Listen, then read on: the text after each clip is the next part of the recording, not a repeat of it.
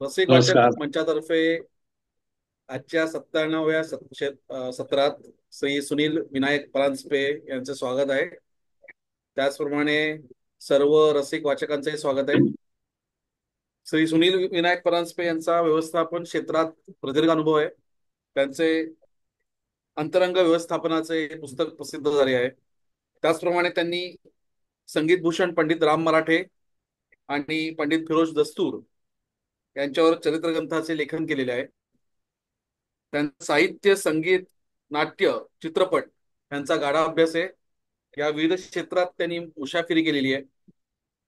याशिवाय लोकप्रिय दैनिकांमधून त्यांनी नियमितपणे लेखन केलेलं आहे. आज ते आपल्या समोर पुस्तक घेऊन आले आहेत. त्यांनी स्वतः लिहिलेलं सुस्वर लक्ष्मी सुब्बू लक्ष्मी या पुस्तकासाठी त्यांनी चांगलीच मेहनत घेतली आहे. MS सुब्बुलक्ष्मींच्या कुटुंबातील व्यक्तींशी भेटून त्यांच्या बाबतीतले सगळी माहिती, छायाचित्रे व संदर्भ ग्रंथ मिळवलेले आहेत. त्याचबरोबर वृत्तपत्रात, मासिकात MS यांच्यावर प्रसिद्ध झालेले अनेक लेख त्यांनी मिळवलेले आहेत. तसेच 2021 मध्ये प्रकाशित झालेल्या पुस्तकातूनही त्यांनी संदर्भ मिळवलेले आहेत. त्यांची संशोधक वृत्ती या सर्व मेहनतीतून दिसून येते. तर अशा प्रकारे मॅगसेसे पुरस्कार विजेत्या, पद्मविभूषण व भारतरत्न पुरस्कार विजेत्या कर्नाटकी गायिका MS सुब्बुलक्ष्मी यांच्या बाबतीतलं हे पुस्तक आता सादर करत आहे स्वतः लेखक श्री सुनील परांजपे. तर मी सुनील परांजपे यांना विनंती करतो की त्या पुढची सूत्र हाती घ्यावी. नमस्कार. सर्वप्रथम मी भूषण मोळे, शुभानंद आसगावकर आणि रसिक वाचकचे सगळे बंधू भगिनी यांना नमस्कार करतो आणि मला या कार्यक्रमात आपण बोलायला संधी दिली याच्याबद्दलही आपले आभार मानतो. आज जागतिक महिला दिन आहे, त्यामुळे सगळ्या भगिनींना पण शुभेच्छा देतो या निमित्ताने. आणि एक सुस्वर लक्ष्मी सुब्बुलक्ष्मी या पुस्तकाकडे येण्याआधी मी थोडी माझी एक बॅकग्राऊंड सांगतो की का म्हणजे कसं लिहायला सुरुवात झाली किंवा काय. तर माझे आई वडील हे दोघे महाविद्यालयामध्ये शिक्षक होते. म्हणजे आता साधारण 40 ते 70 या दशकामध्ये जे ठाण्यातले महाविद्यालयाचे विद्यार्थी आहेत त्यांना VC परांजपे नाव खूप परिचित आहे. म्हणजे त्यांचा इंग्रजीचा अभ्यास, त्यांचं स्पोर्ट्स करिअर आणि त्यांची शिस्त याच्यामुळे ते प्रसिद्ध होते. आणि आई वडील दोघांनाही साहित्य, संगीत सगळी आवड असल्यामुळे घरात पुस्तकं भरपूर असायची, वृत्तपत्र भरपूर असायची आणि त्यामुळे ती एक वाचनाची गोडी लागली होती. लिहावं असं खूप वाटायचं पण काही जमत नव्हतं किंवा तो योग येत नव्हता असं म्हणायचं. पण घरामध्ये म्हणजे आपण जे म्हणतो ना की संस्कार कसे घडत जातात की आई वडिलांच्या दोघांच्या साहित्य संगीताच्या व्यासंगामुळे घरामध्ये पंडित राम मराठे, नंतर भाषाप्रभू उभा भावे, त्यांच्या पत्नी प्रभावतीबाई भावे, नंतर स्वातंत्र्य सैनिक दम सुतार, दत्ताजी ताम्हणे, नंतर ठाण्यातले प्रसिद्ध चरित्रकार अरविंद ताटके असे पुष्कळ जण घरी येत असत. आणि त्याचा कळत नकळत त्यांच्या गप्पा ऐकणं. नंतर मग माझी आई पण वृत्तपत्र आणि याच्यात लिहायला लागली आणि तिला पत्र लेखनाची फार आवड होती. त्यामुळे ती आवडलेल्या पुस्तकांबद्दल त्या लेखकाशी संपर्क साधत असते. तर अशी जवळजवळ 100 एक पत्र आमच्या अजून संग्रही ठेवलेले आहेत आम्ही. की तिने केलेलं त्या पुस्तकाबद्दल लिहिलेलं आणि त्या लेखकाचं किंवा लेखिकेचं उत्तर आलं असं असे त्यामुळे ते संस्कार घडत गेले. नंतर मग लग्न झाल्यानंतर माझे सासरे मोग तपस्वी दिल्लीचे पत्रकार आणि माझा मामा पण दिल्लीत पत्रकारिता केली. त्यांनी दोघांनी 50 वर्ष पत्रकारिता केली. दिल्लीमध्ये. आणि माझी पत्नी त्यामुळे त्या जर्नलिझम मध्ये होती. आणि नंतर तिने अनुवादाकडे ती वळली आणि जवळजवळ मराठी इंटू हिंदी अशी जवळजवळ 30-35 पुस्तकं तिने केली अनुवादित. म्हणजे जयंत नारळीकरांपासून ते कादंबऱ्या, कथा सगळं अशा पद्धतीने. तर असं ह्या याच्यामुळे पण माझा काही योग येत नव्हता लिहिण्याचा. काही काही लिहायला असं वाटे, पण ते काय जमत नव्हतं. नंतर मग मी याच्यात नोकरीला बीकॉम झाल्यानंतर लगेच लागलो आणि एकीकडे लॉ, एक्सपोर्ट मॅनेजमेंट, नंतर ह्युमन रिसोर्स मॅनेजमेंट असं सगळं एक एक शिकत गेलो. आणि एकदा डॅनियल गोलमनचं साधारण 95-96च्या त्या वर्षी डॅनियल गोलमनचं पुस्तक माझ्या वाचनात आलं, इमोशनल इंटेलिजन्सवर. आणि त्याच्यानंतर मला वाटलं की हे त्यांनी जे लिहिलंय ते सगळं आपलं संत साहित्य तेच आहे. आणि अशा तऱ्हेने मी सकाळमध्ये लिहायला सुरुवात केली आधी. पण नंतर मग सुधीर जोगळेकर आणि प्रसाद केरकर म्हणून लोकसत्तात होते, त्यांनी ते लेख बघितल्यावर त्यांचं लोकसत्तामध्ये हेडस्टार्ट म्हणून हे यायचं सदर. त्यांनी सांगितलं मला, तू याच पद्धतीने म्हणजे आपल्या संत साहित्याचा अन्वयार्थ लावायचा व्यवस्थापनाची, अशा पद्धतीने तू जर का लिहिलंस तर तुझे लेख आम्ही घेऊ, म्हणजे आम्हाला आवडेल ते करा. असे 70 एक लेख मी लिहिले त्याच्यामध्ये हेडस्टार्ट या सदरामध्ये. मग त्याच्यानंतर या रामभाऊ मराठे घरी येत असल्यामुळे त्यांच्यावर लिहावं असं वाटायला लागलं. आणि मुकुंद हा मित्र असल्यामुळे, त्यांचा मुलगा मुकुंदा हा मित्र असल्यामुळे मग एकदा असंच विषय निघाला आणि मग त्यांच्या चरित्रग्रंथ करायचं ठरवलं. आणि त्याच्यानंतर फिरोज दस्तुरांवर पण लिहिण्याचा योग आला, कारण ठाण्यातले त्यांचे एक शिष्य पंडित गिरीश संजगिरी यांनी मला विचारलं की आमच्या गुरुजींवरती तू लिहिशील का. तर त्या मी संमती दिली आणि मग त्यांच्या मदतीने लिहिलं. तर या दरम्यान माझे जे प्रकाशक होते परम मित्र प्रकाशनचे माधव जोशी, तर त्यांनी मला विचारलं की तू सुब्बुलक्ष्मींवर लिहिशील का, कारण सुब्बुलक्ष्मींवरती मराठीत अजून पुस्तक नाहीये. तर मी लगेच हो म्हटलं, कारण त्या एक तर भारतरत्न विजेत्या आणि आपण त्यांचं सुप्रभातम आणि हे विष्णू सहस्त्रनाम अशा कित्येक हे घरोघरी लावल्या जातात. त्यामुळे ते एक कुतूहल होतं. आणि त्या पहिल्या हे त्यातल्या भारतरत्न मिळालेल्या पहिल्या महिला गायिका. नंतर मग लता दीदींना मिळालं, पण सुब्बुलक्ष्मींना आधी मिळालं. त्यांनी त्यांना संमती दिल्यावर मी एक एक म्हटलं आता माहिती कशी मिळवायची, कारण एक तर ते सगळं तामिळ याचा प्रभाव असलेलं, आणि त्यांच्या तामिळवर काही पुस्तकं आहेत, पण काही इंग्रजी पुस्तक पण मला मिळाली. तर ती थोडीफार रिफर केली आणि त्यांच्याबद्दल मी जेव्हा वाचायला सुरुवात केली, तर महात्मा गांधींपासून पंडित नेहरू, पंडित गोविंद वल्लभ पंत, सी राजगोपालाचारी अशा सगळ्यांकडे, म्हणजे त्यांनी ते जे उद्गार त्यांच्याबद्दल काढले ते वाचून मला म्हणजे ते खरोखर स्थिमित करणार होत. आणि शिवाय संगीत क्षेत्रातले सुद्धा रविशंकर किंवा अमजद अली वगैरे यांनी पण त्यांची खूप स्तुती केलेली आहे. तर रविशंकरांचं मी एक जस्ट एक हे म्हणून तुम्हाला वाचून दाखवतो की कसं या लिजंड्सचं लिजंड बद्दल कशी मतं असतात, त्याचं हे एक उत्तम उदाहरण आहे.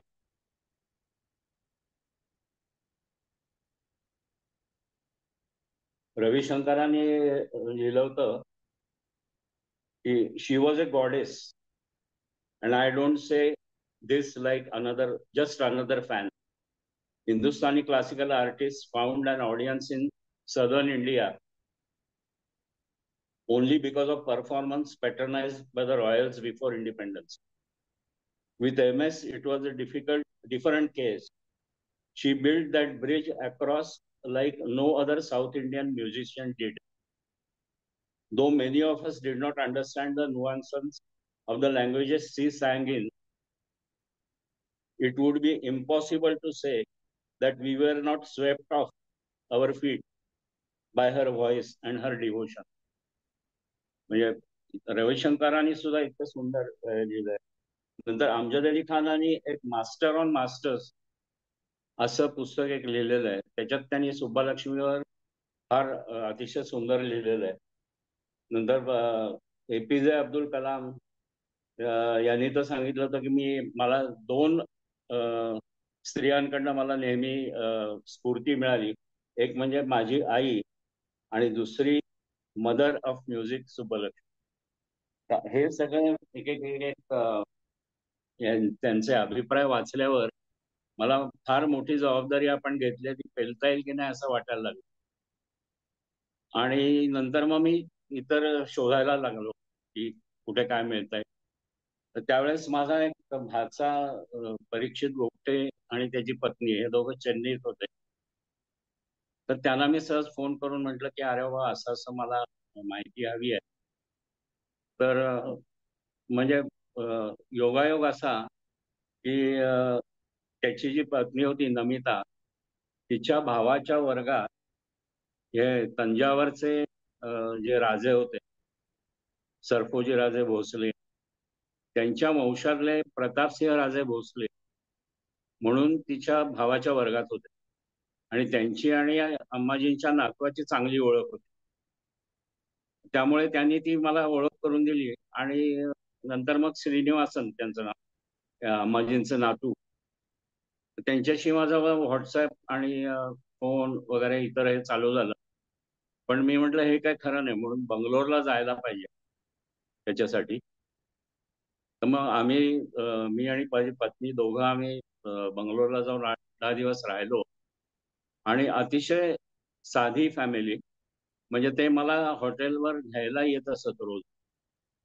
आणि मग त्यांच्याचकडे सगळं जेवायला मी थांबवत असत, जेवण खाण दिवसभर हे करून नंतर मग संध्याकाळी मला परत ते सोडायचं. किंवा मग आम्ही 2-3 दिवस त्यांना बोलवलं होतं. ते दिवसभर तिथे थांबून अशा त्या ह्याच्यातनं एक एक एक त्यांचं उलगडत गेलं. आणि त्यांनी मला खूप विश्वास दिला की सुनील, तू काही काळजी करू नको, आपण चांगल्या पद्धतीने पुस्तक करूया. ते मला मराठी जरी समजत नसलं तरी माझे काही मित्र मराठी आहेत, त्यांच्या थ्रू मी तुझं लिहिलेलं वाचत जाईल आणि तुला काही सूचना हव्या असतील तर करत जाईल. आणि अशा तऱ्हेने ते पुस्तक हळूहळू आकार घेत गेलं. तर सुब्बुलक्ष्मींचे आपण हे इतर सगळं जे ऐकलंय की त्यांच्यावर एक दैवी कृपाच होती. म्हणजे त्यांचा देवदासी कुटुंबात जन्म होऊन सुद्धा नंतर त्यांनी जी भारतरत्नपर्यंत जी प्रगती केली, तर तो प्रवास फार चित्तथरारक आहे आणि खरोखर सीमित करणार आहे. कारण मदुराईमध्ये त्यांचा जन्म झाला आणि MS सुब्बुलक्ष्मी हे त्यांचं नाव, म्हणजे 16 सप्टेंबर 1916 साली त्यांचा जन्म झाला आणि त्यांचं नाव MS सुब्बलक्ष्मी असं लावायला लागलं. म्हणजे असं ठेवण्यात आलं. तर त्या साऊथ इंडिया मधल्या पद्धतीप्रमाणे याच्या पहिलं आद्याक्षर जे असतं ते गावाचं नाव असतं आणि दुसरं वडिलांचं नाव असतं आणि तिसरं सरनेम किंवा फर्स्ट नेम असतं.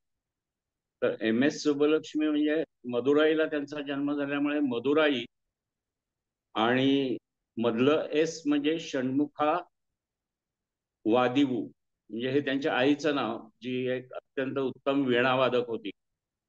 आणि यांचं अम्माजींचं नाव सुब्बुलक्ष्मी, असं ते MS सुब्बलक्ष्मी आहे या नावाची. पण त्यांचे वडील त्यांना कुंजम्मा म्हणून नावाने हाक मारायचे. कुंजम्मा म्हणजे एक देवाचंच नाव अशा पद्धतीने तिथे समजलं जातं. तर लहानपणापासून एकतर यांच्या गाणं त्यांच्या रक्तातच होतं आणि शिवाय दैवी त्यांना जे संकेत वेळोवेळी मिळत गेले, त्याच्यातला एक किस्सा सांगतो तुम्हाला. असे 2-3 घटना घडल्या की ज्याच्यामुळे तिथे त्यांना दैवत्वच जवळजवळ प्राप्त झालं होतं.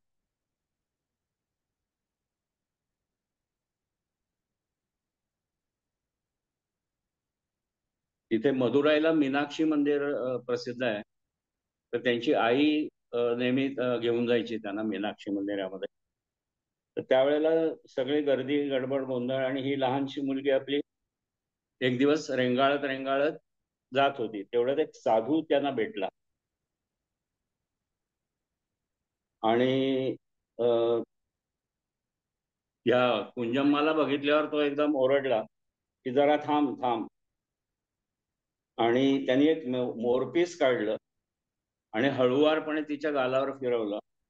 आणि नंतर तो म्हणाला की मला हिच्यात महानता दिसते आहे. काही दुष्ट शक्ती हिच्या विरोधात आहेत, परंतु देवाचा वरदहस्त जिच्यावर आहे त्याला कोणी काही करू शकणार नाही. हा एक अनुभव झाला. त्याच्यानंतर एक दुसरा एक अनुभव त्यांना दुसऱ्या एका देवळातच मिळाला होता.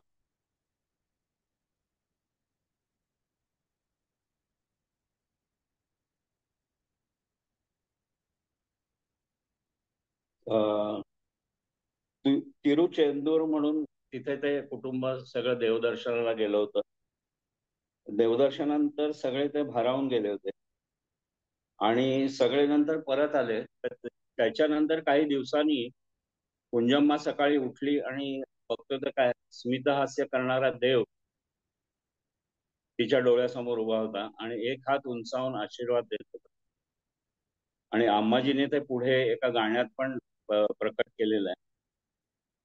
आणि आयुष्यभर त्यामुळे त्यांनी जी भक्ती केली त्याचं बीज इथे रोवलं गेलं होतं. इव्हन त्यांच्या देवत्वाबद्दल 2-3 गोष्टी सांगायच्या म्हणजे, आम्ही ज्या वेळेला बंगलोरला गेलो त्यावेळेला गाडीत असंच सहज विषय निघाला आणि मी बोलता बोलता बोललो त्यांना की मी अम्माजींबद्दल लिहिणार आहे. तर त्या काही बायका होत्या त्या अगदी थरारून गेल्या म्हणे कर रहे हैं.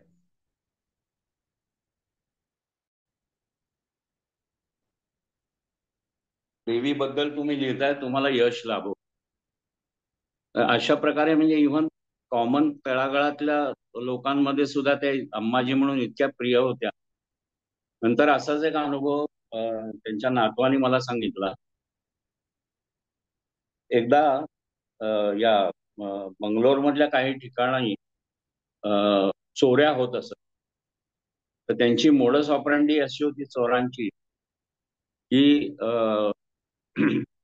ते साधारण हे बघायचे की कोणी गावाला गेलाय, कोणी काय, किंवा घर 2-3 दिवस कोणाचं बंद आहे ते वगैरे. तर अशी त्यांनी 2 घरं हेरली होती. त्याच्यापैकी एका घरात त्यांनी बरीच मोठी चोरी केली, पण दुसऱ्या घरात त्यांनी एकाही वस्तूला हात लावला नाही. तर नाही त्याच्यानंतर, आणि हा टीव्हीवर प्रक्षेपित होत होता कार्यक्रम, आणि त्या चोरांना विचारलं की तुम्ही या घरामध्ये तर सगळं चोरलं आणि इकडे यांच्या या घरात काही हात नाही लावला. तर ते म्हणले, वो सामने अम्मा जी का बड़ा फोटो था, तो अम्मा जी के सामने हम कैसे चोरी कर सकते हैं. इतकं म्हणजे हे इतकं भारावून टाकणारी ही गोष्ट आहे की चोराला सुद्धा वाटलं की त्या आपण देवीच्या समोर. त्यामुळे लोकांनी दैवत्व त्यांना आधीच बहाल करून टाकलं केव्हाच. त्याच्यानंतर त्यांची डेव्हलपमेंट कशी होत गेली, त्यांच्या शाळा काही त्यांनी फार शिकली नाही, परंतु आई उत्तम वीणावादक असल्यामुळे बरेचसे धडे त्यांनी घरीच गिरवले गाण्याचे. आणि त्याच्यानंतर साधारण 10व्या वर्षी फर्स्ट पब्लिक अपिअरन्स म्हणता येईल अशा पद्धतीने त्यांचा झाला. तर त्याची पण एक मजेशीर हे गोष्ट आहे की एका ठिकाणी एक संगीत सभा चालू होती आणि या आपल्या इतर लहान मुलांमध्ये खेळत होत्या. तर आईने निरोप पाठवला की तू ये, तुला एक गाणं म्हणायचं. तर त्या आल्या आणि त्यांनी एक गाणं म्हटलं. आणि त्यावेळेला त्यांचा ऍक्च्युली मराठीशी पण संबंध होता, कारण ते गाणं त्यांनी मराठीत म्हटलं. आणि हे आपल्या षण्मुखानंद हॉलचं जे सर्वेसर्वा आहे, त्यांनी पण ही आठवण लिहिली आहे आणि त्यांच्या नातवानी पण ही आठवण मला सांगितली की त्यांनी गायलेलं पहिलं गाणं हे मराठी होतं. म्हणजे एक अभंग होता, आनंद आनंद ग आनंद हरिनाम असं काही त्याचे शब्द होते.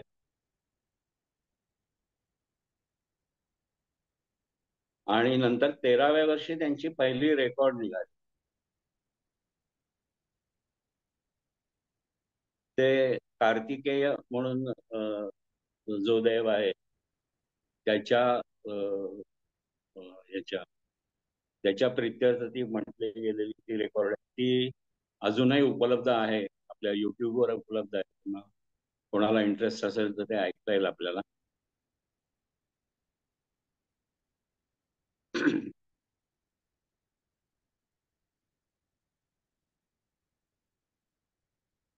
त्याच्यानंतर मग हळूहळू या 13व्या वर्षी पहिल्यांदा गायल्यानंतर हळूहळू त्या मैफलीत गायला लागल्या आणि सगळीकडेच त्यांची खूप स्तुती व्हायला लागली.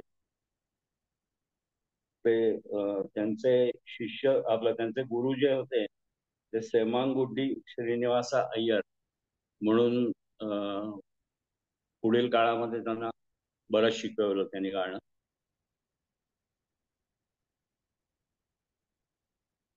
अशा तऱ्हेने त्यांची गाण्यामध्ये प्रगती होत होती.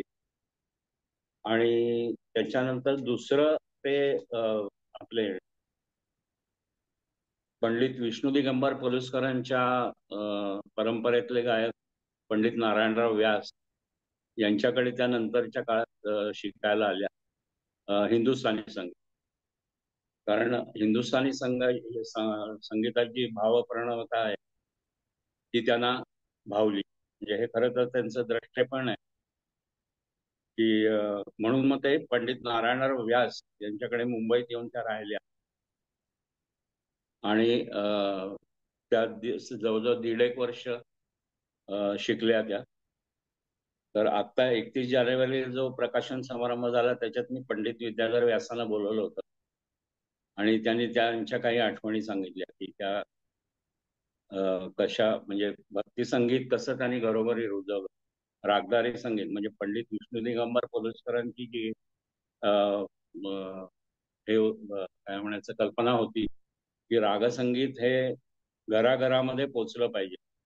ते कसं पोचलं तर ते भक्ती संगीतामुळे ते पोचवलं गेलं आणि यांचा खूप महत्वाचा वाटा आहे त्याच्यामध्ये.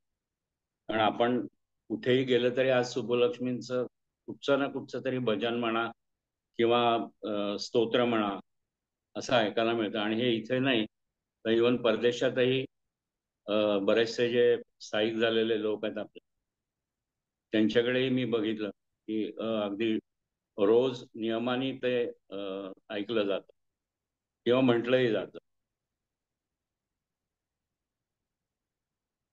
आणि याच्यामध्ये ना जी विष्णू दिगंबरांची परंपरा जी होती ती संगीताची उपासना ही ईश्वरोपासना आहे हे असं ते समजत होते. कारण पलुसकरांनी एके ठिकाणी लिहिलंय की कलियुगाच्या सुरुवातीला नारद मुनींनी विष्णूंना विचारलं की या कलियुगात आपली साधना कशी करायची. तर ते म्हणले नारदा, कलियुगात मी ना वैकुंठात राहील ना योगी जनांच्या हृदयात, मी माझ्या भक्तजनांच्या जवळ असेन जे माझ्या भजनात आणि कीर्तनात दंग असतील. जिथे संगीताचे अधिष्ठान असेल तिथे मी असेन. आणि एकंदर तुम्ही ही संगीत उपासना ही ईश्वरोपासना आहे हे आघाडीचे सगळे होऊन गेलेले गायक जे आहेत, कारण अब्दुल करीम खान, नंतर फिरोज दस्तूर, नंतर पंडित भीमसेन जोशी, दुसरे आणखीन भारतरत्न, यांनी पण ही संतवाणी आणि याच्यात ते घराघरात पोचले. अब्दुल करीम खा नरसोबाच्या वाडीला जाऊन गानसेवा करीत असत.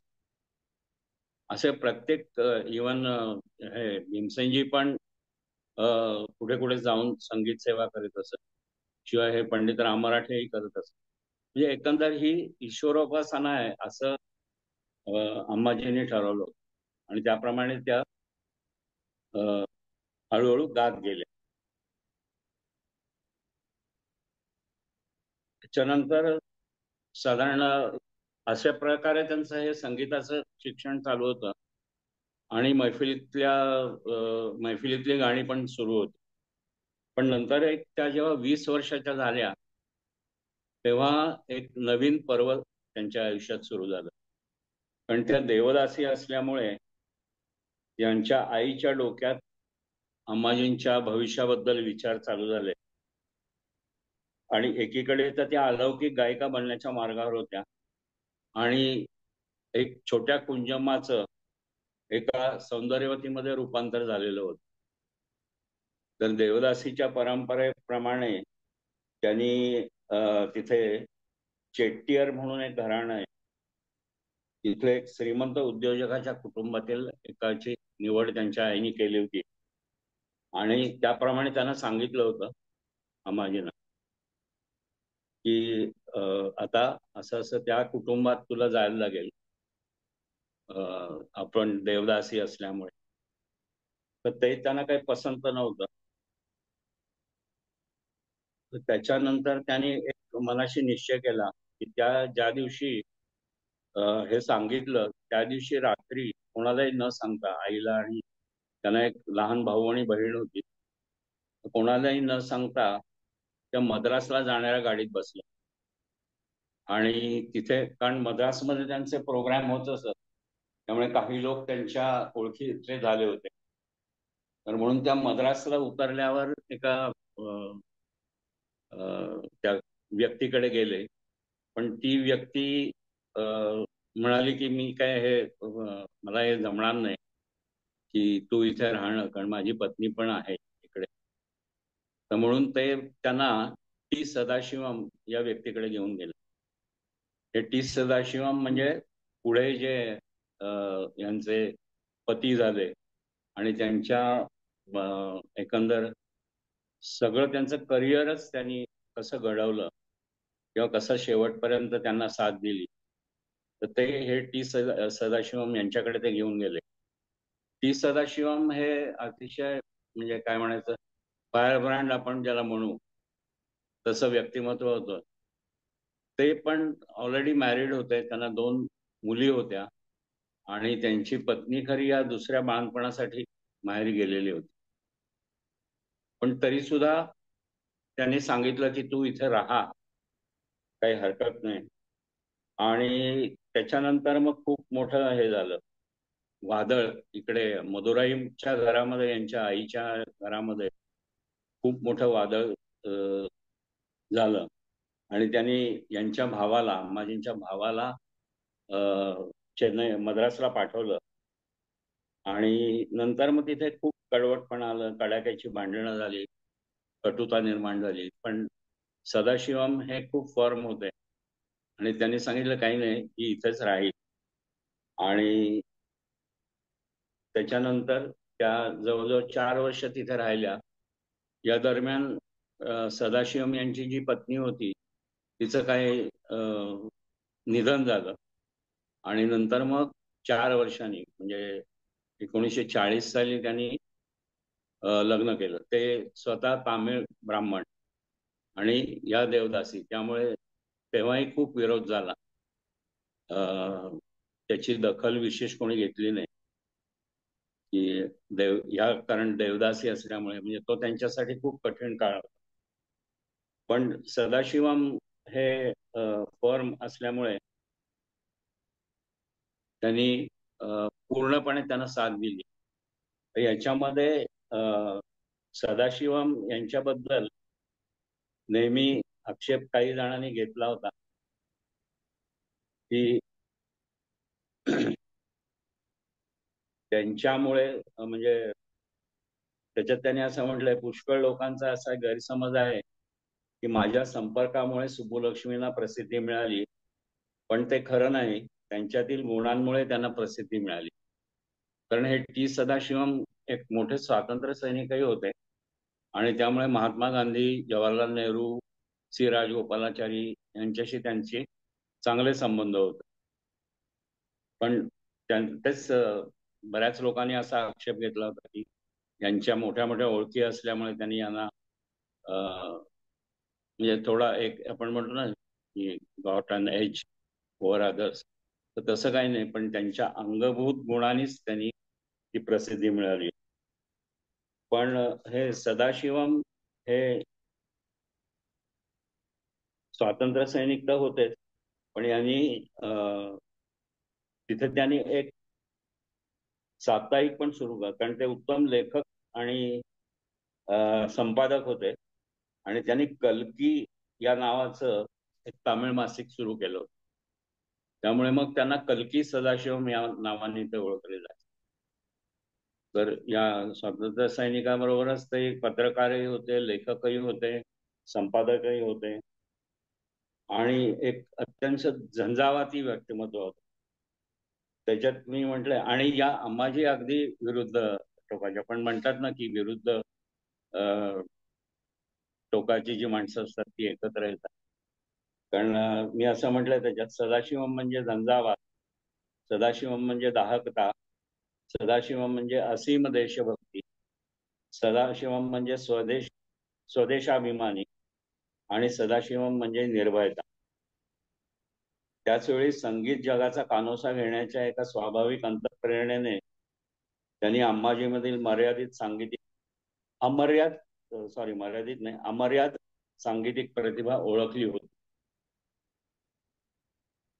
आणि इकडे या ज्या होत्या, अंबाजी ज्या होत्या, त्या अत्यंत घरामध्ये म्हणजे त्यांचं घरी पण खूप लक्ष असायचं. म्हणजे त्या गाऊन आल्या त्यांचं सगळं, त्या एक गृहिणी व्हायची.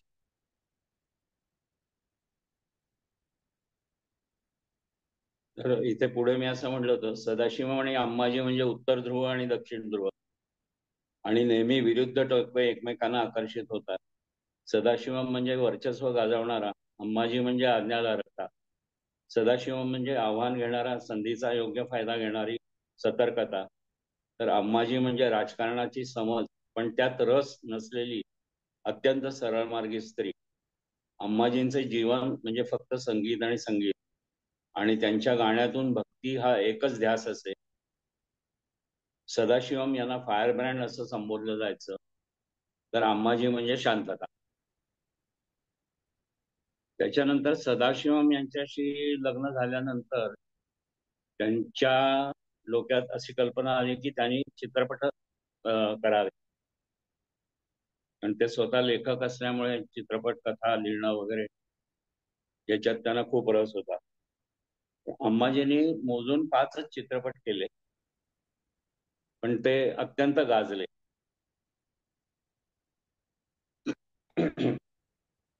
तर त्याच्यामध्ये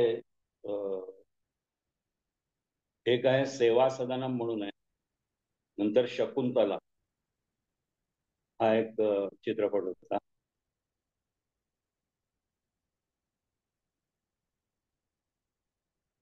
नंतर तिसरा चित्रपट होता सावित्री, हा 1941 साली झाला. आणि या सावित्री म्हणजे गंमत म्हणजे आपल्या महाराष्ट्रातल्या थोर कलाकार शांता आपटे, प्रभातच्या काळातल्या, त्या त्याच्यात नायिका होत्या.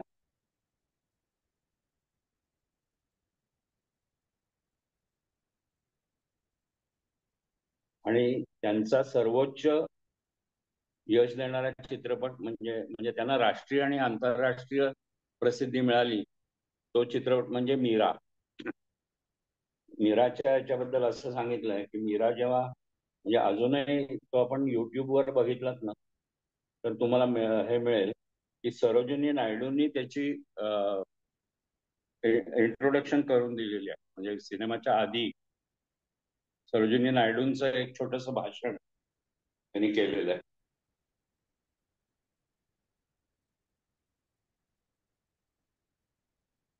चित्रपटाचा हा भाग झाला.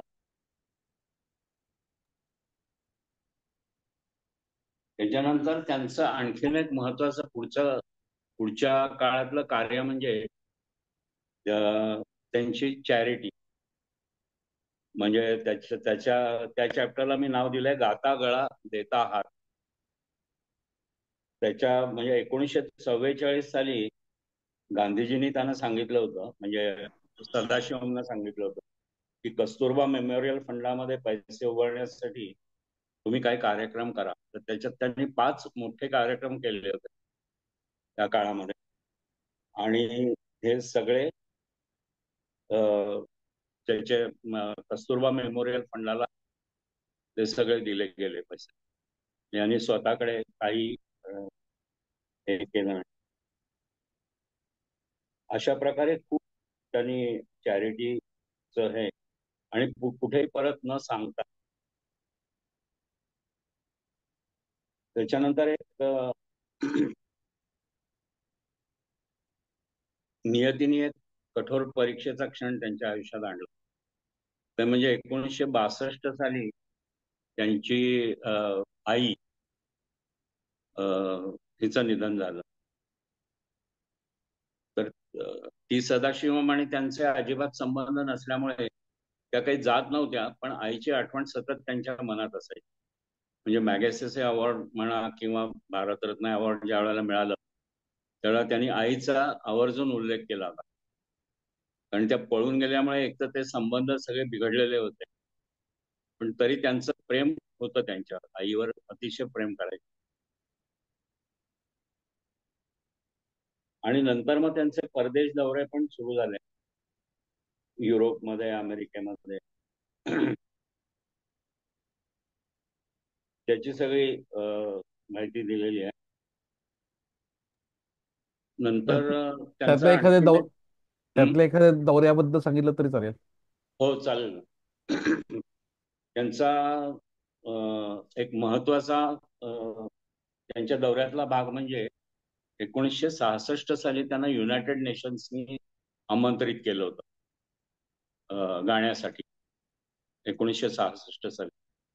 तर त्यांचं या परमाचार्य म्हणजे शंकराचार्यांवरती खूप भक्ती होती. तर ही बातमी समजल्यावर ते सदाशिवम आणि ते त्या लगेच गेल्या त्यांच्याकडे आणि त्यांना सांगितलं की असं असं आमंत्रण मला आलेलं आहे.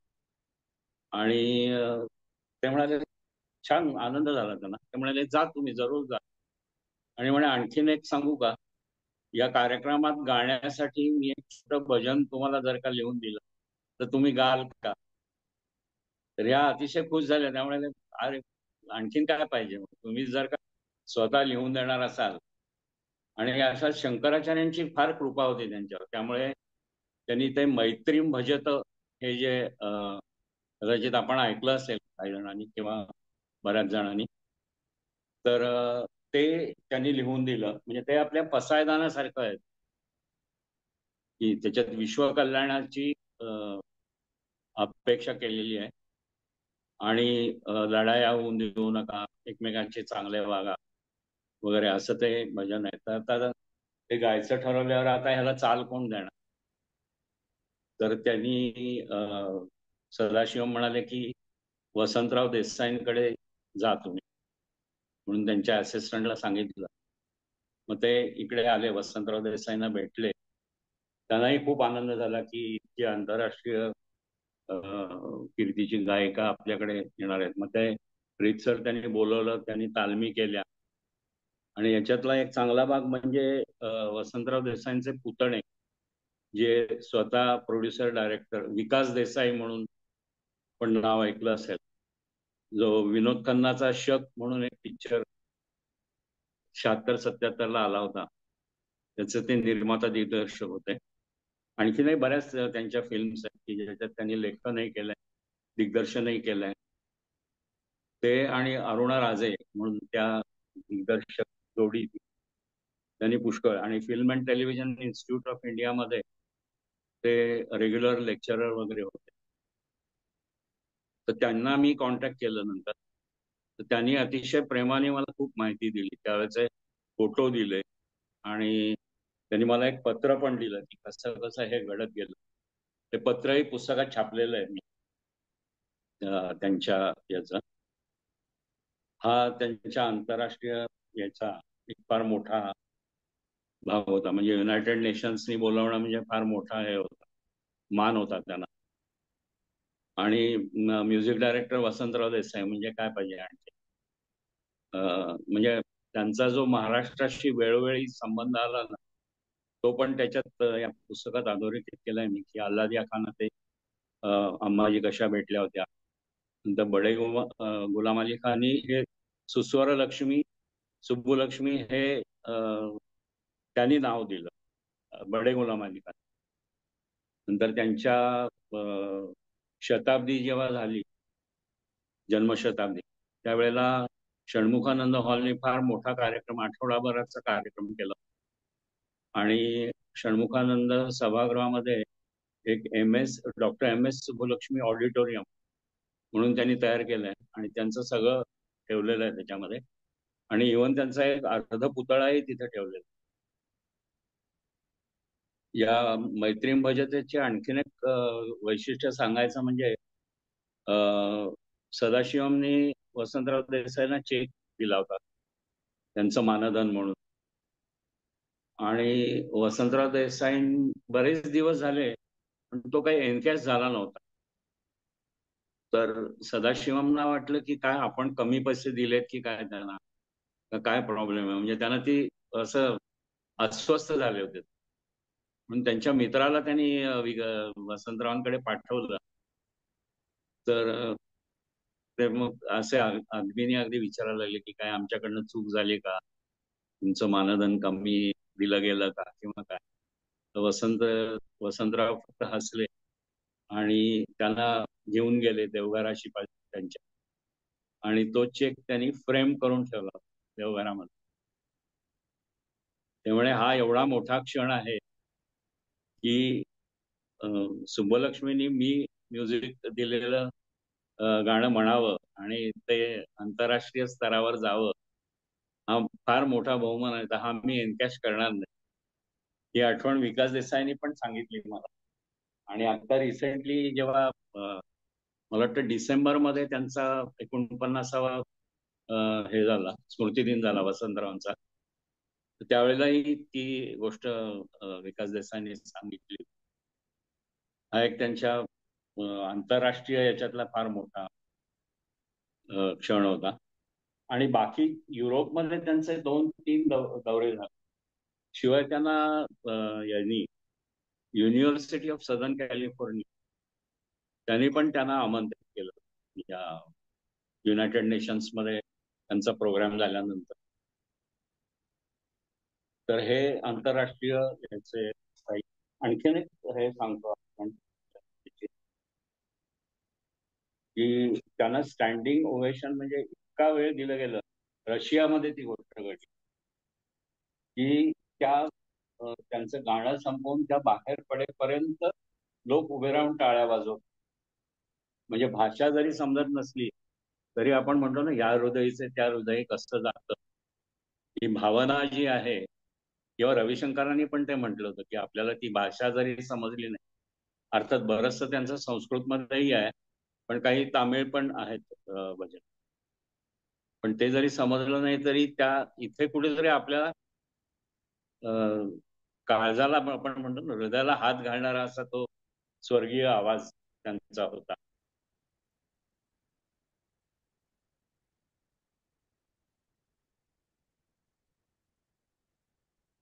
नंतर दुसरी एक त्यांचं भज गोविंदम म्हणून 1970 साली जे प्रकाशित झालं, ते पण शंकराचार्यांनीच लिहून त्यांना दिलं होतं भजन.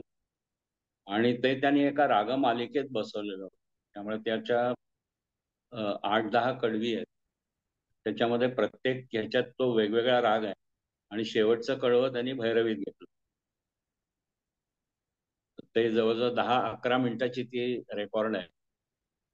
आपण ऐकली नसली तर जरूर ऐका, भज गोविंदम.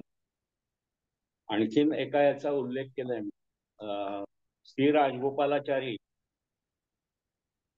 त्यांनी एक भजन लिहिलं होतं की कुराई ओरुम इल्लई गोविंदा, म्हणजे माझी कोणाकडे काही तक्रार नाही, अशा अर्थाचं ते भजन आहे. ते अम्माजी नेहमी म्हणायच्या. बरेच वेळेला त्यांच्या कार्यक्रमाच्या शेवटी म्हणायच्या आणि अक्षरशः श्रोते रडत रडत घरी जायचे. इतकं ते भावनाप्रधान म्हणजे गाणंही होतं आणि यांचं म्हणजे शब्द आणि सूर हे दोन्ही. नंतर त्यांच्या रॅमन मॅगसेसे अवॉर्डच्या बाबतीत एक सांगायचं म्हणजे आपण ते आपल्याला माहिती आहे की फिलिपाईन्स मध्ये ते दिलं जातं आणि त्या इमेल्डा मार्कोस या फिलिपाईन्सच्या ज्या फर्स्ट लेडी होत्या त्यांच्यातर्फे त्यांना दिलं गेलं. पण त्यांच्या अम्माजींच्या एका ओळखीच्या बाईंनी या दोघींमध्ये कसा डिफरन्स होता, the astonishing difference between two famous women, असा एक लेख त्यांनी लिहिला होता. त्याचा ते आपण म्हणजे याच्यातनं प्रत्यक्षात वाचलं तर मजा येते की मेडा मार्कोस कशी अत्यंत गर्विष्ठ बाई कशी होती आणि तिने चांगली ट्रीटमेंट याला न देता सुद्धा या इतकी स्थितप्रज्ञ होत्या त्या म्हणाल्या की काय, मग त्यांना काहीच वाटलं नाही. कारण त्यांना ते जेवण जे दिलं गेलं ना ते सगळं प्रत्येक नॉन व्हेजिटेरियन आणि अम्माजी त्यामुळे त्यांच्या ह्याच्यातले कोणीच सगळेच व्हेजिटेरियन होते. त्यामुळे त्या न जेवता तिथून बाहेर पडल्या त्यांच्या राजवाड्यात. पण त्यांची काही तक्रार नव्हती की मला दिलं नाही किंवा माझं काही केलं नाही. या ह्याच्यामध्ये आणखीन एक आठवण सांगायची म्हणजे आता स्थितप्रज्ञतेवरनं आठवण झाली की ह्या पुस्तकाचं प्रकाशन आधी 11 डिसेंबरला राज्यपालांच्या हस्ते झालं. तर 11 म्हणजे मी आधी त्यांना संपर्क केला होता कारण 11 डिसेंबर हा त्यांचा मृत्यूदिन आहे. तर शक्यतो त्यावेळेला ते पुस्तक प्रकाशित व्हावं अशी एक इच्छा होती आणि लकीली त्यांनी जी मला तारीख दिली ती 11 डिसेंबरच दिली आणि त्या दिवशी गीता जयंती होती आणि या अम्माजी गीता प्रत्यक्ष जगल्या. म्हणजे त्यांची जी स्थितप्रज्ञ आहे, कारण या सिनेमे ज्या वेळेला त्यांनी केले त्याच्यात त्यांना प्रचंड पैसे मिळाले होते. परंतु नंतर एक दुर्दैवी घटना अशी घडली की त्यांनी जे साप्ताहिक चालू केलं होतं ना सदाशिवम मी म्हटलं कल्की म्हणून, तर त्याच्यामध्ये खूप लॉसेस आले आणि त्यामुळे त्यांचा जो बंगला एक प्रचंड मोठा बंगला त्यांनी विकत घेतला होता. म्हणजे त्या काळी त्यांच्याकडे 4-4 स्वयंपाकी असायचे. इतके लोक येणं जाणं असायचं म्हणजे राष्ट्रीय आंतरराष्ट्रीय नेते. पण ज्या दिवशी हे ठरलं की हा विकायचा आणि तर नंतर ते चेन्नई मध्ये अतिशय छोट्या घरात राहायला गेले. पण काही ना खेद न इदम न मम वृत्ती आपण जी म्हणतो ती होती. म्हणजे काही घडलंच नाही, मी इतकी श्रीमंत होते किंवा हे होते आणि आज आता कशी परिस्थिती आली आहे. आणि आपल्याला थोडा वेळ आहे ना? हो नक्की. तुम्ही त्यांच्या चॅरिटी बद्दल सांगणार होतात. कशाबद्दल? हा, चॅरिटी. चॅरिटी बद्दल ते हे सांगितलं की त्या कस्तुरबा मेमोरियल फंडासाठी त्यांनी हे केलं आणि नंतर नेहरूंच्या म्हणजे कमला नेहरू याच्या आणखीन तुम्हाला सांगतो चॅरिटी बद्दल पण बऱ्याच गोष्टी आहेत.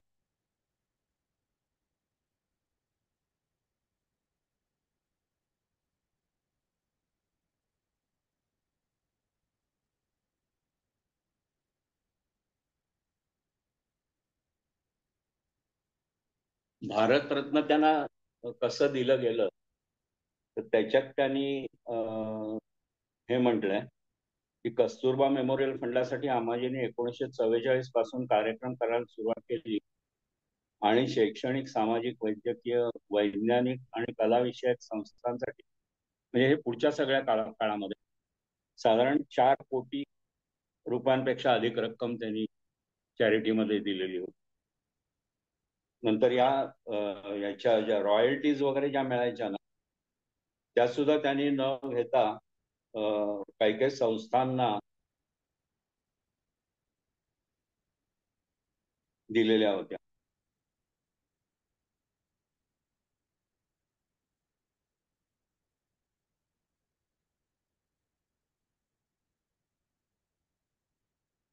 त्यामुळे त्यांच्या चॅरिटीमुळे सर्वपल्ली राधाकृष्णननी म्हटलं होतं की त्यांचं गाणं दैवी आहे, जे त्यांनी देशसेवेसाठी उपयोगात आणलं, असं सर्वपल्ली राधाकृष्णननी म्हटलं. नंतर या बाबतीत सुद्धा या भारतरत्न पुरस्काराबद्दल सुद्धा एक मला लेख मिळाला होता.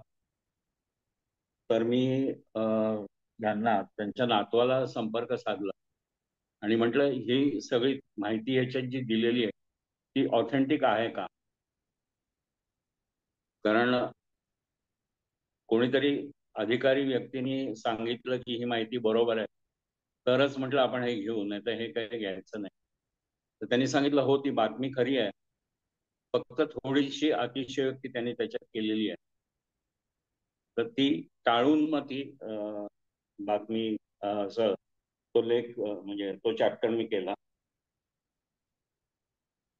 त्याच्यात त्यांचं सांगतो तुम्हाला.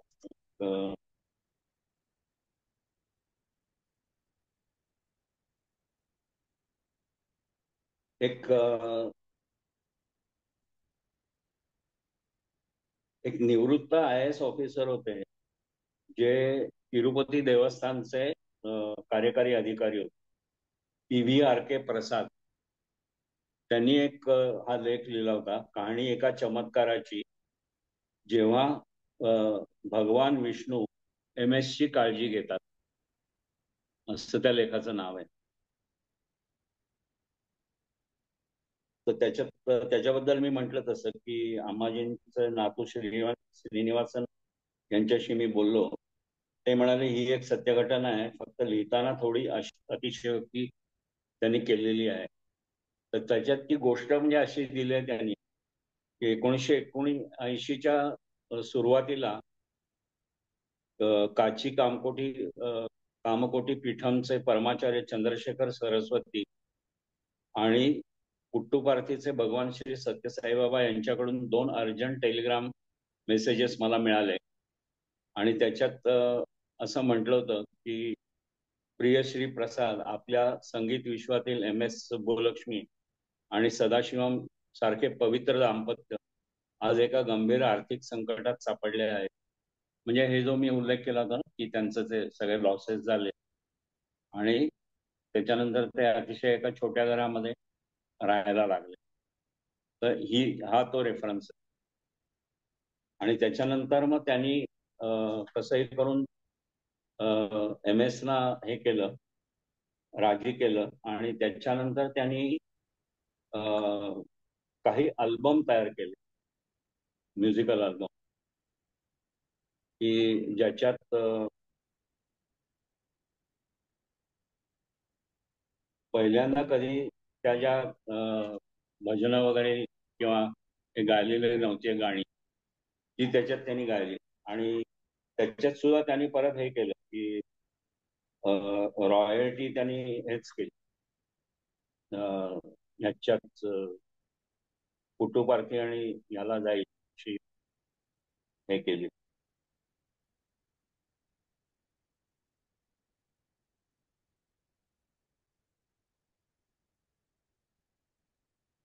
हे त्यांच्या चॅरिटी बद्दल आहे.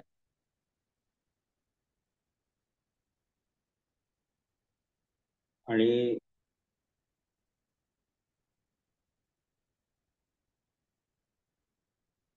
त्यांचा एक आणखीन एक मला उल्लेख करायचा तो म्हणजे या त्यांचं नातू जे श्रीनिवासन आता आहेत, त्यांच्या 2 मुली आहेत, S सौंदर्या आणि S ऐश्वर्या. तर या आता अम्माजींची परंपरा पुढे चालवतात. पण काही काळ श्रीनिवासनच्या आई म्हणजे यांची मुलगी राधा विश्वनाथन म्हणून ती त्यांच्याबरोबर कायम असायची अम्माजींबरोबर. पण आता या दोघी त्यांची ती परंपरा पुढे सांभाळत आहेत. आणि त्यांनी त्यांच्या जन्मशताब्दीच्या वेळेला तेव्हापासून त्यांनी कार्यक्रम सुरुवात केली करायला. आणि त्या आज कुठेही बघा तुम्ही त्यांचे युट्यूबवर भरपूर कार्यक्रम उपलब्ध आहेत. त्या बऱ्याच ठिकाणी त्या दोघींना बोलवलं जातं आणि त्या नवीन काही म्हणतात, प्लस अंबाजींची काही भजनं याही म्हणतात. आणखीन एक त्यांचा उल्लेख करायचा म्हणजे एम एस ब्लू म्हणून अशी एक त्यांना म्हणायचे, एम एस ब्लू. कारण त्या नेहमी ती निळी साडी त्यांची टिपिकल होती, रेशमा सिल्कची. तर ती एम एस ब्ल्यूची कथा अशी आहे,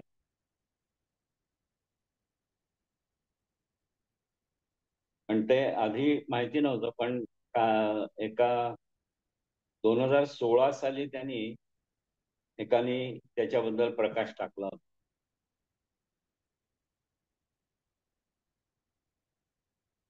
एम एस अंबाजी कार्यक्रमाच्या वेळी जेव्हा निळ्या रंगाच्या साड्या वापरायला लागल्या,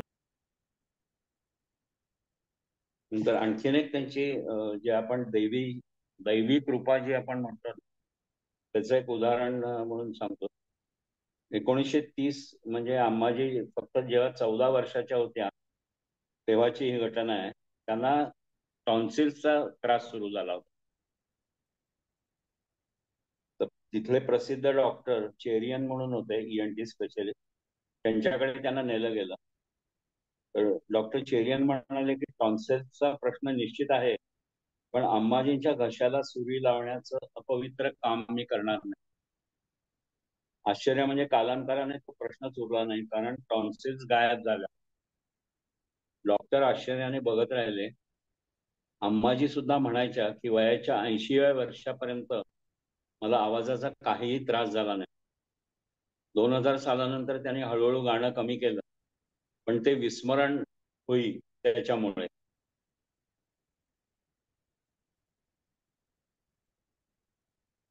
हे एक होतं. आणि नंतर मग श्रीनिवास हे सदाशिवम गेल्यानंतर मग त्या फार व्यथित झाल्या होत्या, कारण त्यांना भारतरत्न जे मिळालं ते सुद्धा ते गेल्यानंतर मिळालं. त्यांना वाटलं होतं की जर का आधी मिळालं असतं आपल्याला, म्हणजे ते हयात असताना, तर ते जास्त हे झालं असतं.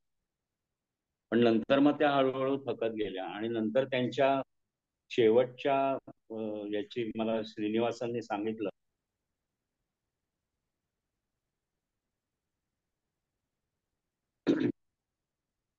श्रीनिवासांनी ही गोष्ट मला सांगितली होती. ते म्हणाले, सुनील तुला एक विलक्षण आणि अद्भुत गोष्ट सांगतो. करुणानिधी त्यावेळेला आले होते अंत्यविधी करायला. त्यावेळेला ते आधीचे मुख्यमंत्री होते, म्हणजे तामिळनाडूचे. तर ते म्हणाले होते, the rain of music has now stop for ever, अशी कॉमेंट त्यांनी केली होती. तर ते श्रीनिवासन म्हणले, करुणानिधी म्हणाले ते बरोबर आहे, पण अंबाजींची अंत्ययात्रा जेव्हा निघाली तेव्हा डिसेंबर महिना असूनही अचानक आकाशात काळे ढग जमा झाले आणि मुसळधार पाऊस पडू लागला. अंत्ययात्रा ज्या ज्या मार्गाने गेली तिथे पाऊस पडत होता, तो थेट दहनस्थळी जाईपर्यंत. बाकी मद्रास शहर मात्र कोरडे होते. म्हणजे थोडक्यात वरुणदेवानी सुद्धा अंबाजींच्या अंत्यदर्शनासाठी हजेरी लावली होती, असं एक त्याचं इंटरप्रिटेशन केलं गेलं त्यावेळेला.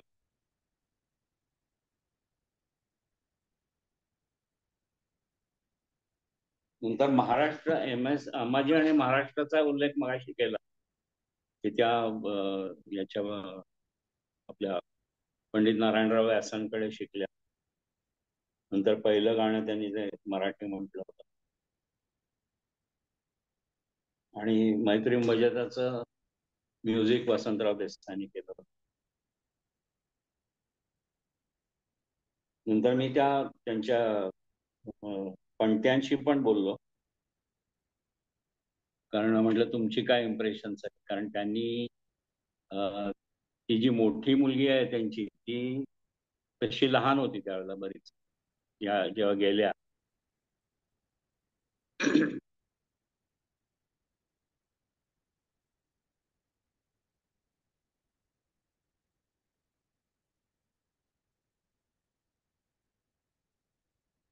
तर त्यांनी म्हटलं होतं की जर कार्यक्रमासाठी नीट तयारी केली नसेल तर दडपण वाटतं, म्हणून रियाज करणं आवश्यक आहे.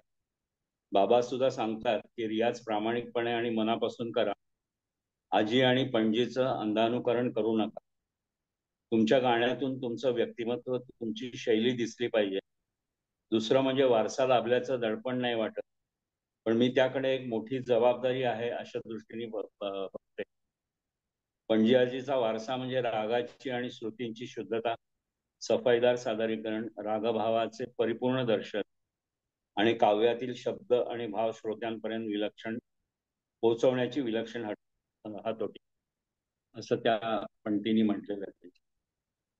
आणि एक आणखीन मी एक सांगू इच्छितो की मला एक सुब्बालक्ष्मींनी स्वतः मुलाखतींमध्ये किंवा त्यांच्या याच्यात आत्मचिंतन म्हणा असं काही 2-3 गोष्टी सांगितल्या होत्या. एक अखंड अखंड विद्यार्थी पण कसं असतं याचं उत्तम उदाहरण आहे की एवढी आंतरराष्ट्रीय कीर्तीची गायिका असून सुद्धा त्यांनी म्हटलं होतं की my greatest fear is giving performances. I feel I am responsible for the audience, but I am also scared of them. Indian music is oriented solely to the end of divine communication. If I have done anything in this respect, it is entirely due to the grace of Almighty, who has chosen my humble self as a tool. इतका साधेपणा त्यांच्यामध्ये होता शेवटपर्यंत. आणि दुसरं त्यांचं 1-2 विशेष म्हणजे ज्या 60 वर्ष ज्या गात होतात त्याच्यानंतरच्या एका प्रसंगात त्यांनी म्हटलंय, आता सलग 60 वर्ष मी गात आहे, तरी प्रत्येक मैफिलीच्या आधी मी अस्वस्थ असते आणि देवाजवळ प्रार्थना करते की माझं गाणं व्यवस्थित होऊ दे. परंतु रंगमंचावर स्थानापन्न झाल्यावर योजना केल्याप्रमाणे एका पाठोपाठ एक गाणी मी म्हणत जाते. गायकाचा किंवा गायिकेचा गळा नेहमी दाता असला पाहिजे, त्यासाठी सराव, रियाज मात्र अत्यंत महत्वाचा.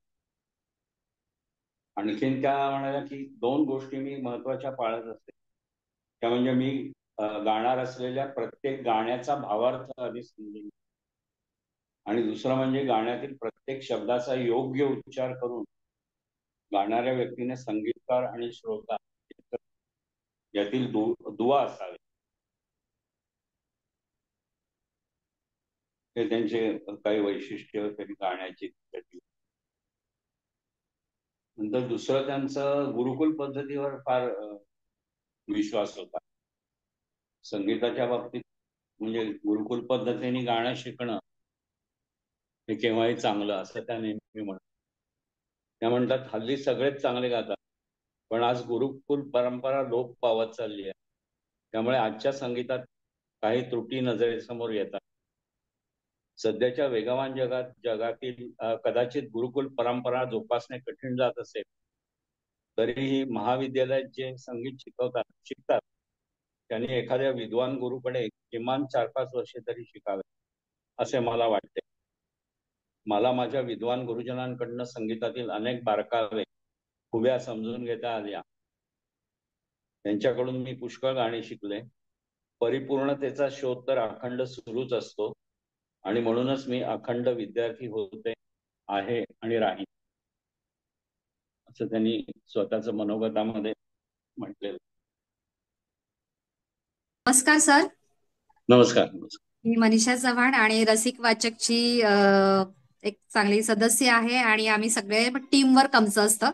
आतापर्यंत 96 भाग झालेत आमचे पुष्प, आणि 97च्या वेळेस आपण येथे उपस्थित आहात आणि लवकरच आमचा 100वा भाग जो आहे पुष्प ते आम्ही ऑफलाईन करणार आहोत आणि 2 दिग्गज व्यक्तींना आमंत्रित केलेलं आहे. तुम्ही सुद्धा आवर्जून उपस्थित राहा. जरूर जरूर. त्याबद्दल कळूच, आमचे भूषण सर तुम्हाला कळवतीलच. आजचं सेशन आहे एक महिला विषयी तुम्ही घेतले. आज 8 मार्च महिला दिन. महिला दिन. सुस्वर लक्ष्मी सुबलक्ष्मी एका महिलेचं आपण सर इथे चरित्र अगदी छानपणे उलगडून दाखवलं. मुळात म्हणजे तुमचं देखील एक बॅकग्राऊंड तुम्ही सांगितले की आई वडील शिक्षक, त्यातनं साहित्य आणि संगीताची तुमच्या घराण्यात हो पूर्ण आवड, पत्नीला, सासू-सासऱ्यांना सगळ्यांनाच. त्यामुळे नकळत हो तुमच्या देखील ते संस्कार सगळे झालेले आहेत आणि बरोबर बरोबर. त्यात लिखाण इतकं छान पद्धतीने झालेलं आहे. आम्हाला सुद्धा सगळ्यांना उत्सुकता लागलेली आहे की या पुस्तकात अजून काय काय वाचायला मिळेल. खूप छान हो तुम्ही पद्धतीने सांगितले आणि मला एक आणखी एक आवडलं, जसं तुम्ही 100 पत्रांचा तुमचा लेखकांशी संवाद तुमचा झालेला आहे आणि ती हो सांभाळून आईचा आईचा झाला. तुमच्या आईचं आणि ते हो जतन पण एक दुर्मिळ साठा तुमच्याकडे होय साठलेला आहे. दोनच आता. एक अगदी कौतुकास्पद तुमची ही गोष्ट मला आवडलेली आहे. त्यानंतर सुबलक्ष्मी बद्दल म्हणजे इतके बारकाईने त्याच्यामध्ये तुम्ही सगळी टिपणं सगळं नोंद संशोधन पद्धतीने हो सगळी माहिती जमा केलेली आहे. अगदी बारीक सारीक सगळी माहिती त्यात तपशीलवार दिलेली आहे. सहसा कुठे पटकन पाहायला मिळत नाही किंवा ऐकिवात नाही अशी. हो हो. मराठीतला अभंग जो मलाही माहिती नव्हतं की त्यांना जी स्त्री पद्मभूषण महिला आपली पहिली त्यांना मिळालेला आहे. हं. त्यानंतर त्यांचा जन्म देखील तुम्ही सांगितला, म्हणजे बरेचसे मी मुद्दे बोलता तुम्ही जे बोलत असताना ते टिपून घेतलेले त्यांच्याबद्दलची माहिती. म्हणजे एका अच्छा. तासात तुम्ही चरित्र आमच्या समोर सगळं मांडलेलं आहे. म्हणजे एका तासामध्ये आमचं पूर्ण पुस्तक होणार नाही वाचून, पण एक धावता तुम्ही आढावा खूप छान हो पद्धतीने घेतलाय. कुंजम्मा त्यांचं टोपण नाव आणि मंदिरातले छान 2 किस्से तुम्ही सांगितले. हो हो त्यांच्या आईचं देखील वीणा वादनामध्ये त्या अ, प्रसिद्ध तरबेज होतं. होत्या आणि त्यांचे हो देखील त्यांच्यावर संस्कार झालेले. पण त्यांच्या आयुष्यात एकंदरीतच जर तुम्ही सांगितल्याप्रमाणे खूपच गदारोळ माजलेला आहे. म्हणजे होय होय भीषण टोकाचं. म्हणजे ते प्रत्यक्ष वाचल्यानंतरच एक वेगळा अनुभव हो वाचकांना नक्कीच येईल. आता जसं तुम्ही सांगितल्यावरच पूर्ण आमच्या समोर चित्र थोडंफार उभं राहिलं की काय हो त्यांची हो परिस्थिती तेव्हा झाली असेल. म्हणजे खूपच म्हणजे ते घर सोडून जाणं, मद्रासला जाणं आणि पुन्हा आईची आठवण इतक्या दूर राहून आणि पुन्हा त्यातून बाहेर येऊन आपलं एक स्वतःचं अस्तित्व निर्माण करणं आणि निर्माण. पूर्ण जगप्रसिद्ध होणं, आपल्या गायकीमध्ये आपलं नाव कमावणं आणि देश-विदेशात आपले दौरे होणं, कार्यक्रम होणं, त्यातून सुद्धा समाजसेवा करणं, हे कितीतरी मोठी हो गोष्ट आहे हो खरंच. खूप ती खूप खूपच म्हणजे म्हणजे नाही, म्हणून मी म्हटलं ना की त्यांचा जो प्रवास सगळा ना वाचताना आपण असे भारावून जातो अक्षरशः. म्हणजे आणि मला तीच दुर्मिळ भीती वाटायची नेहमी की मी हे सगळं कसं कव्हर करणार आहे का. खरं तुम्ही हे पण त्या शिवधनुष्यच पेललेलं आहे सर, हे एवढं होय सगळं होय म्हणजे पण त्या कठीण काम.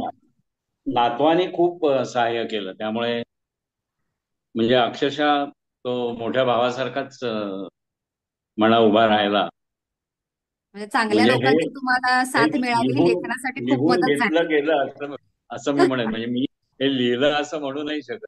हे माझ्याकडनं लिहून घेतलं गेलं फक्त. खरंय खरंय. आणि छान म्हणजे त्यांचा अभंग म्हणजे न गायलेली गाणी किंवा अभंग त्यांच्या अल्बम रूपामध्ये आलेले, ही गोष्ट सुद्धा मला वाटतं बऱ्याच जणांना माहिती नसेल.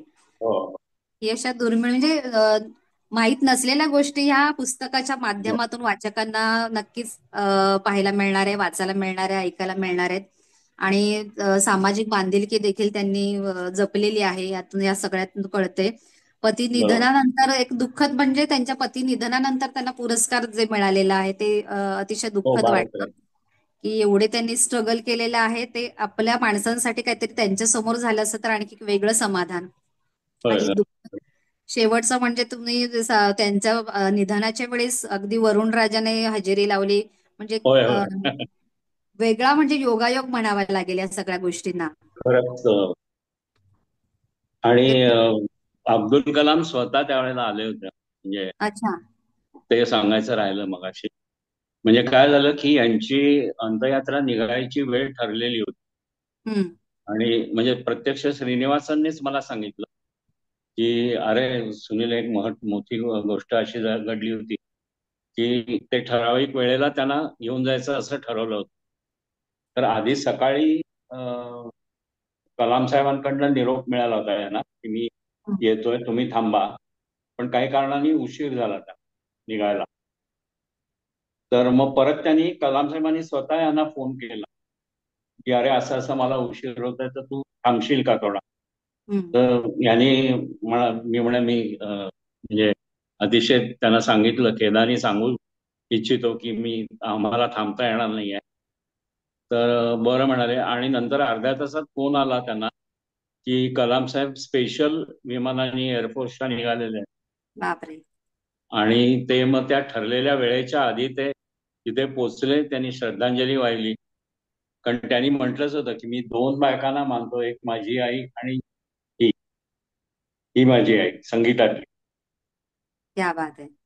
हो, आणि त्यांनी तामिळमध्ये कविता पण त्यांच्यावर केलेली. अच्छा. पण अब्दुल ती कलामांनी. मला त्याचं ट्रान्सलेशन अब्दुल कलाम साहेबांनी केली. अच्छा. त्याचं मला ते वेळेत मिळालं नाही ट्रान्सलेशन. बरं बरं, नक्कीच आम्हाला पुन्हा कधीतरी हे ऐकायला आणखी आवडेल त्यांच्याबद्दलचं.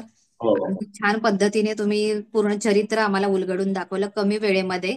आणि म्हणजे खूप एक वेगळं स्त्री जीवनाचा एक वेगळा भाग तुम्ही उलगडून दाखवला. आणि आज महिला दिनाच्या निमित्ताने एका स्त्रीचं जीवन पहिला. हो. बघायला मिळालं. त्याच्यामुळे आपले मनापासून आभार आमच्या पूर्ण टीम तर्फे.